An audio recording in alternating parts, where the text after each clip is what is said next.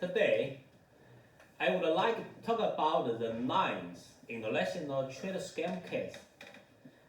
A California importer cast a long line to catch a big fish.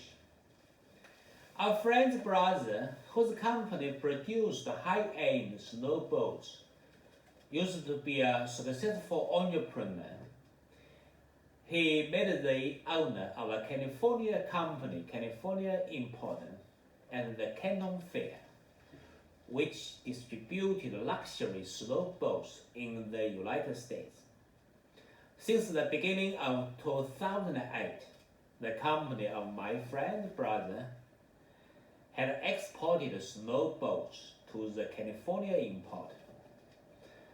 The California importer firstly placed an order of $20,000, which was fulfilled perfectly, and the two parties had no dispute. And the Chinese exporter received the payment in time. Later, the California importer successfully placed several orders, ranging from thousands to tens of thousands of dollars, which were all performed very smoothly. After going back and forth, the two sides became very familiar, and the relationship was very harmonious. The owner of the California importer was also very business-minded and very good at marketing.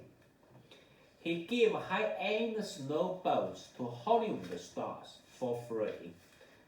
After Hollywood stars wore snowboats, snowboats became popular in California and other places, and the sales was in good condition. The Chinese exporter was then full of confidence in opening up the U.S. market. Later, the California importer placed a large order of $1.7 million.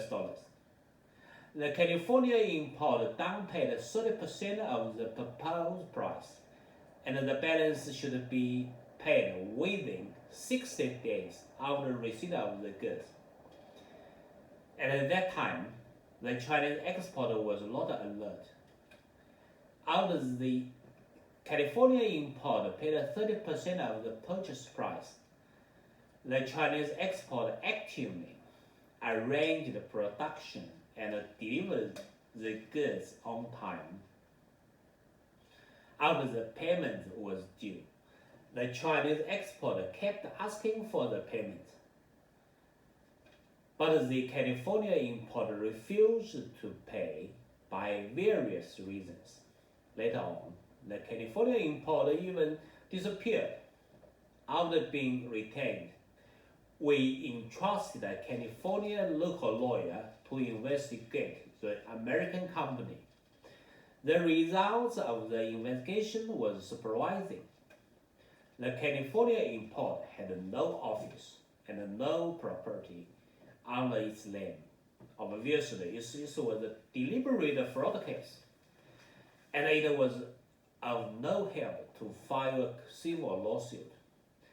The Chinese exporter could do nothing but report it to the police, both in China and the United States. In this fraud case, the Chinese exporter lost more than $1 million, and the boss almost went bankruptcy. Lessons and enlightenment. 1. Be vigilant even for old customers. 2. Credit investigation is very important. Before a transaction, a credit investigation must be conducted on the counterparty. The internet has been very developed now, and it's very convenient to do some preliminary due diligence through the internet. For large transactions, foreign trade companies should entrust lawyers or other professionals to investigate counterparties to minimize foreign trade risks. 3. The safety of payment is very important. Maintain control of the goods or title of the goods until all payments are collected. Don't accommodate the other party on principle in terms of payment term in order to take a big order. In case the goods are completely handed over to the foreign import before the full payment has been received, whether the payment can be made in accordance with the contract is almost up to the conscience of the buyer. Generally speaking, when the temptation is big enough, don't test human nature. Undoubtedly, the Chinese exporters suffered heavy losses in this case.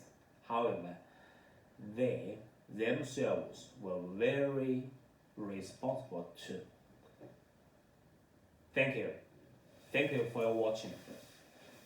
I'm Charles Shen, partner of the Shanghai SunHold law firm.